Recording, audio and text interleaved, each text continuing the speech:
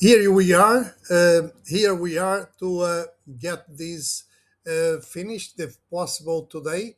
I'm going to start from where I left in the last video, and where I left was exactly in the adjustments at closing, or actually, sorry, was the initial and final walkthrough.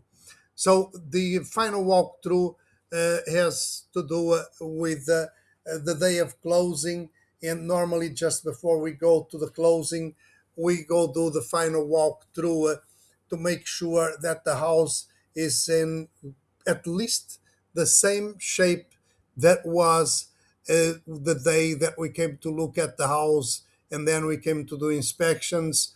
There's no extra damages, maybe some little wear and tear, but cannot be much because nowadays closings are done within 30 to 60 days of the day of contract. So it cannot be that much wear and tear. So it's important that both agents are at the final walkthrough because some things happen sometimes, and it is always better that the listing agent is informed immediately in the walkthrough before people goes to the closing.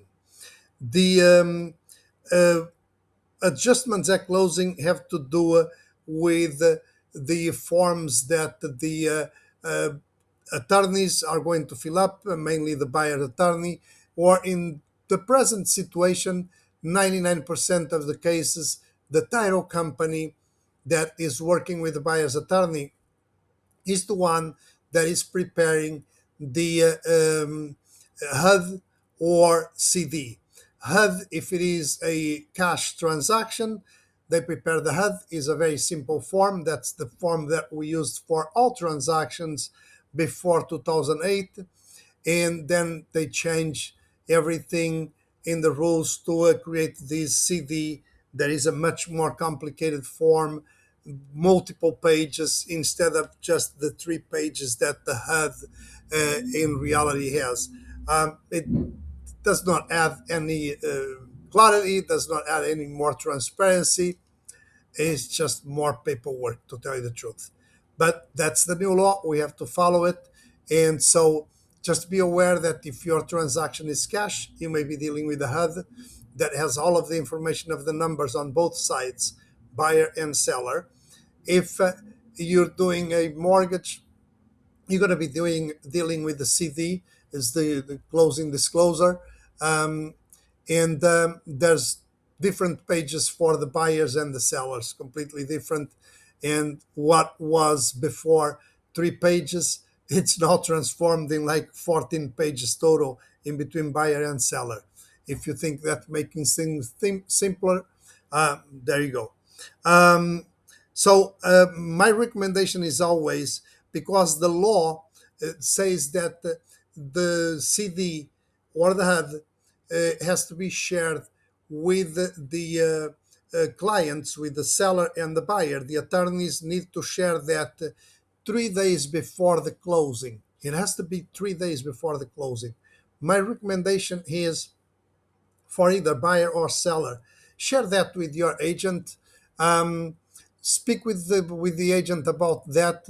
A good agent knows well those forms and will be able to help you understand that before you get to the table of closing. I do that with my clients. I think that's very helpful, and the clients this way get to the table of closing knowing exactly what they are going to sign and what numbers are they going to be looking at.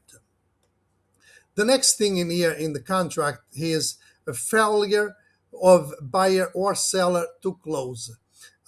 This is a delicate situation, and if you're dealing with a real estate attorney that all they do is real estate, or they work in a firm that only does real estate, which is not normal when they have a work when they are working in a firm. But if it is a solo attorney, if it deals only with real estate, when these situations come up, they try to take it the easy way because they don't want to be wasting time in court if it goes to a lawsuit or something like that.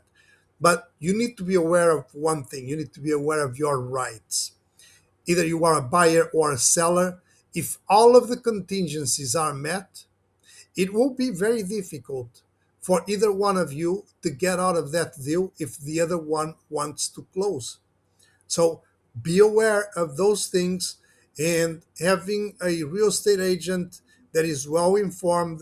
And sometimes, if it is a real estate agent that it's been only in the business a year or two, never been in a difficult situation because it had the fortune of only finding easy deals, may not be well informed, ask to talk with the broker of the office.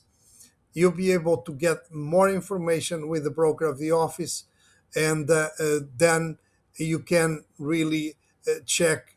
The broker should know how to inform you properly of those things, because sometimes you're dealing with people that just want to take the easy road. They, some attorneys do not will not want to take the time to confront the other attorney and push this to closing if it needs be. So be aware of that, get good information, and know your rights. The next part in here has to do with the consumer information statement. We normally call it just with the abbreviation of CIS form, and the agents are supposed to be given that in the first meeting to clients. No matter if it's a buyer or a seller, the CIS form needs to be given to the clients in the first meeting. Sometimes agents think, oh, I already emailed. No, the law states that even if you have emailed that form in the first meeting in person, you have to give a hard copy to the client. You should get one of the copies signed to put in your files to make sure that you have proof that you gave that to the clients. It is very important. I always recommend that the agent gives a full description of what that form has in there, of all the information of the different representations in agency, from seller agent, buyer agent, disclosed dual agency, and designated agent, transaction broker. I think it's very important that you inform well the client. And actually, the law it states that you should be clarifying the client with that. And in the next portion of the contract, the declarations of the broker's business, it is in writing in here. There's a little problem with this portion in here because the designated agency is a new form of agency in New Jersey, which I like.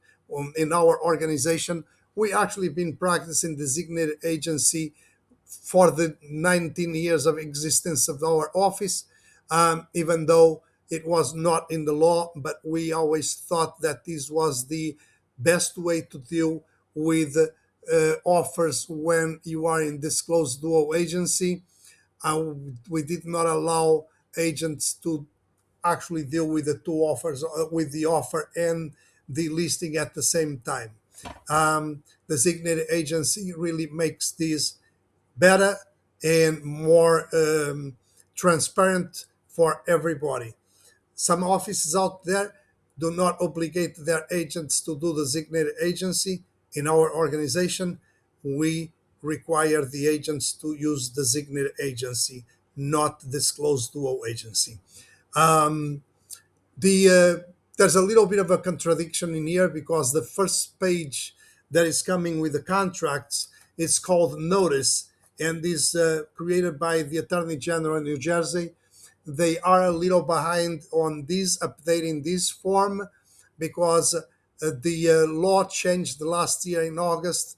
We are almost a year later, and designated agency is still not added in the notice of the first page. So Attorney General needs to update that in here.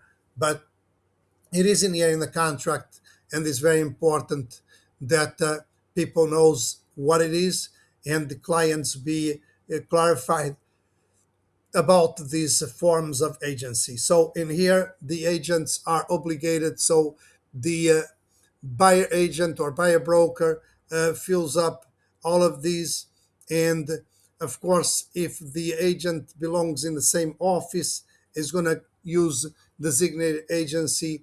If the office has the listing that this person is buying, and so there's not going to be anything in here because the other agent is not going to represent the seller, or maybe, um, but in designated agency, the if it is the listing agent having this offer, then it won't be sitting with the seller and with the offer at the same time, because the broker of the office will be doing that, sitting with the seller presenting the offers.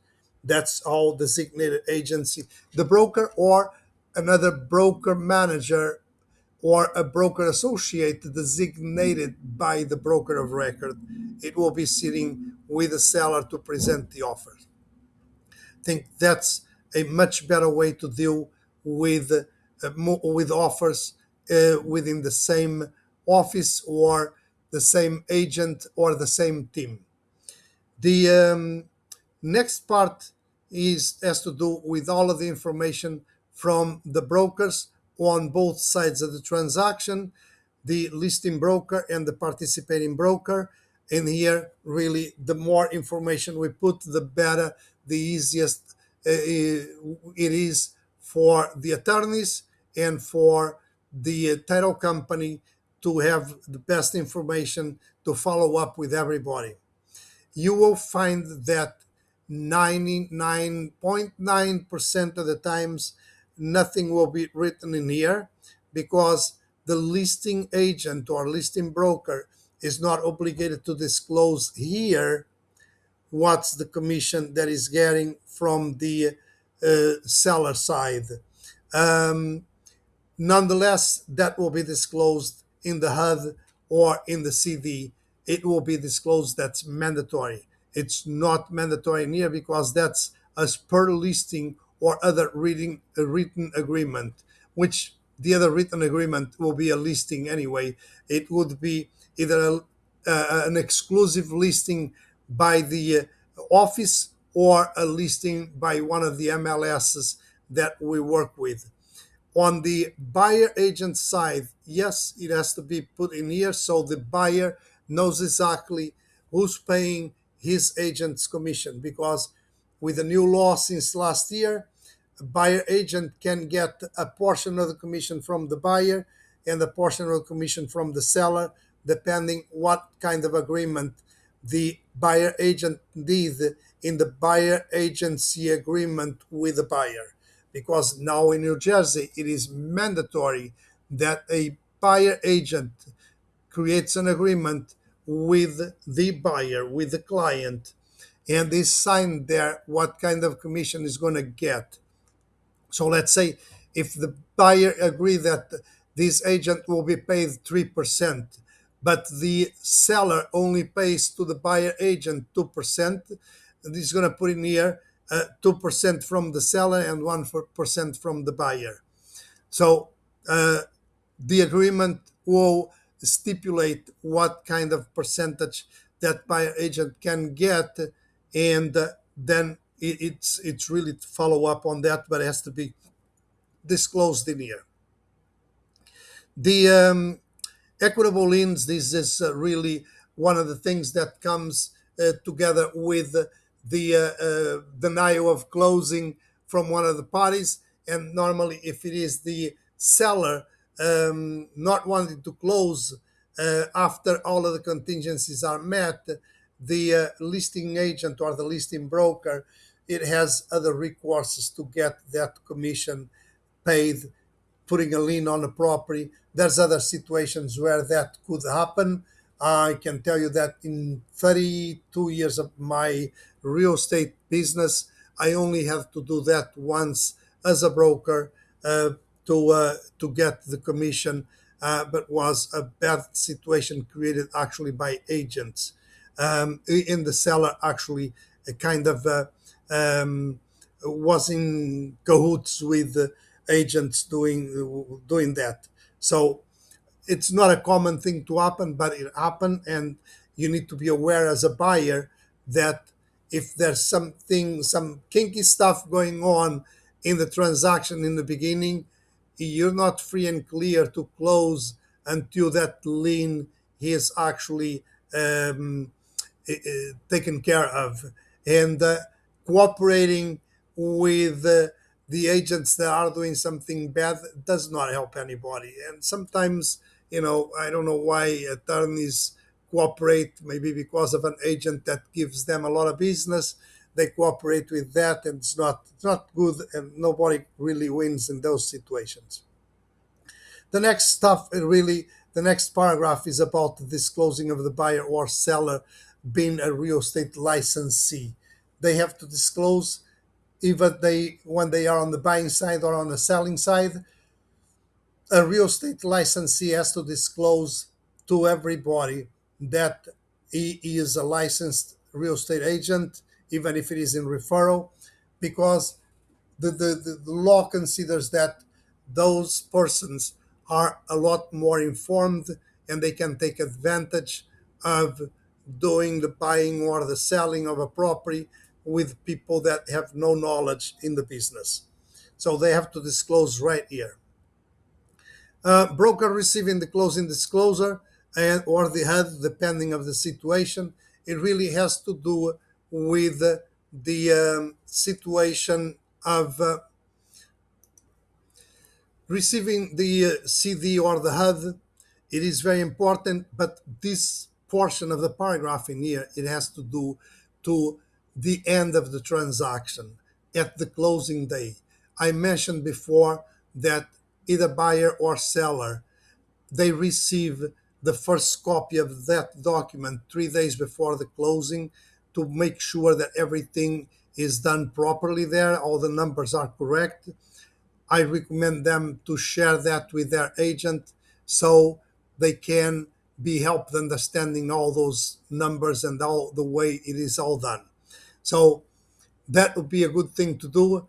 And then at closing, the brokers receive a copy signed by everybody. It's like the confirmation that the closing is done. Brokers sometimes need that to present to MLSs and to put in the paperwork, because it's very important to keep good paperwork for the real estate commission. The professional referrals in here, it really something that there's actually no disclosure on this anywhere, but it's something that happens sometimes when an agent receives the referral from another state. It happens a lot nowadays with people moving, for example, from New Jersey to the South, people retiring. And sometimes they go and they start to look to purchase a property before they sold theirs. And then the other agent is the one sending the information. My client now needs to sell the property up in north, and I want a referral. And that's what it is. So that agent is going to receive a referral from that closing. Very important, this portion in here referring to attorney review clause that is phrased in the very first page of the contract.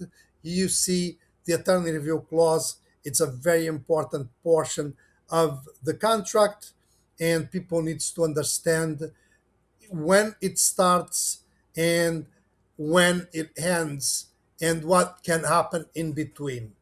First anything, when does it start attorney review? When the time starts to count.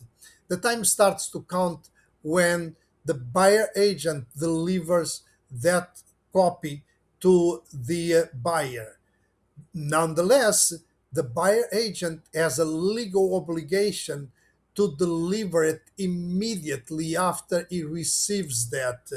The law actually states that with the phrase, time is of the essence. So if an agent receives that in the evening or whatever, as soon as they take knowledge, they must deliver that to the buyer. And then the rest is within the law.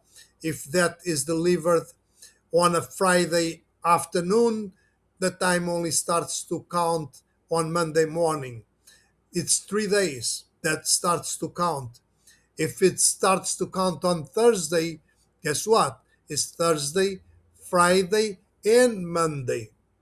Now, attorneys these days, because of the way transactions are moving fast and people, there's not enough inventory. People want to look at properties and put offers. Attorneys and agents alert their clients that they should finish the attorney review as fast as possible so they don't risk that another offer comes in and takes them off the game. So it is important to move quickly with that without disclosing, I mean, without not disclosing, without making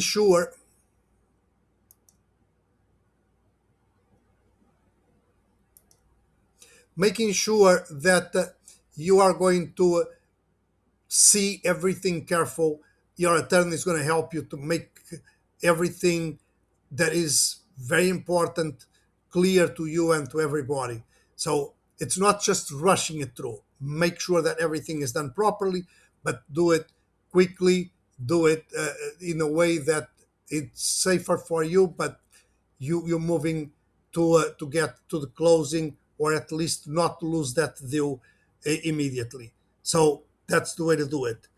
Um, the time really starts to count immediately after you receive the offer, but it's like if you receive it in the evening, or if you in the middle of the afternoon, it starts to count the next morning. That's the first day of attorney review. The If there's a holiday in the middle, those days do not count. Now, attorneys need to send a letter of, it's normally a letter of disapproval, to negotiate some terms there in the between.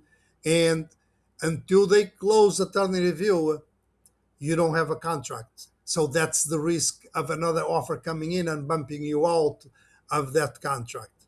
That's the reason attorney review should be moving swiftly, but with all the diligence that need to be done.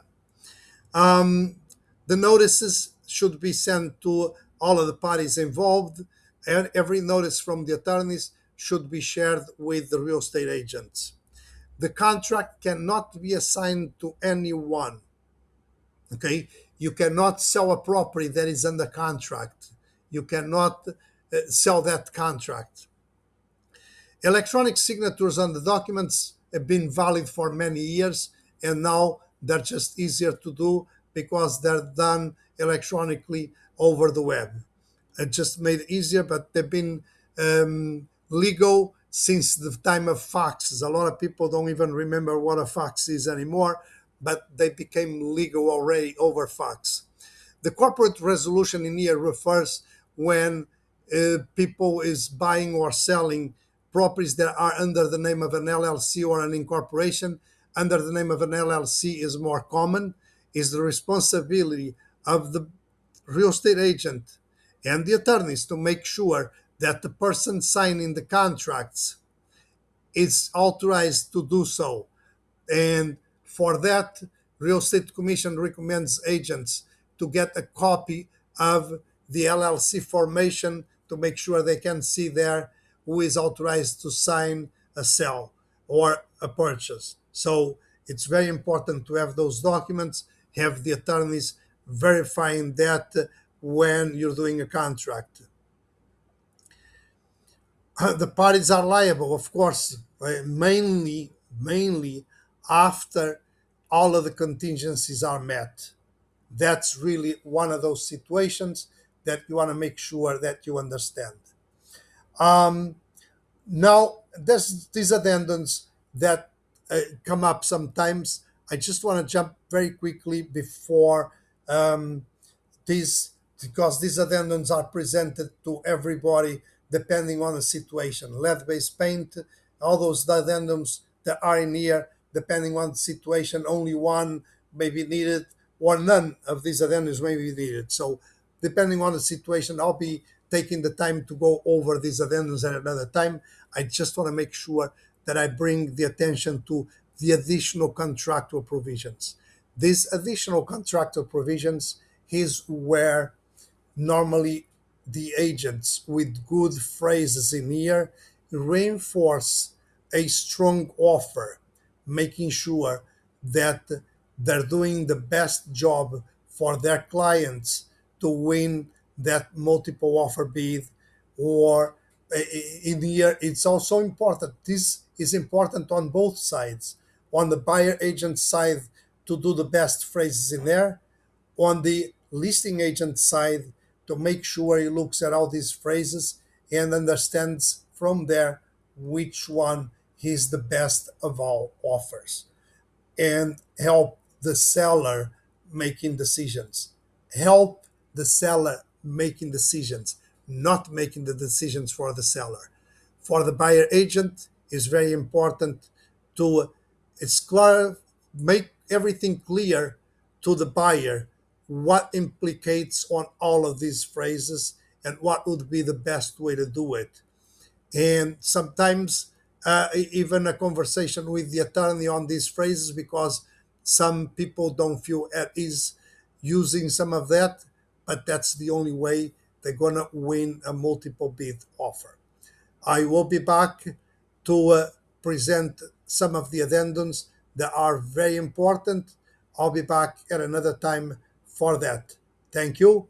And remember that I have two other videos that start this presentation about real estate sales contracts in New Jersey, because your agent will fill up a contract that after 3 days, if nobody makes any changes, is a firm and binding contract in New Jersey. Thank you.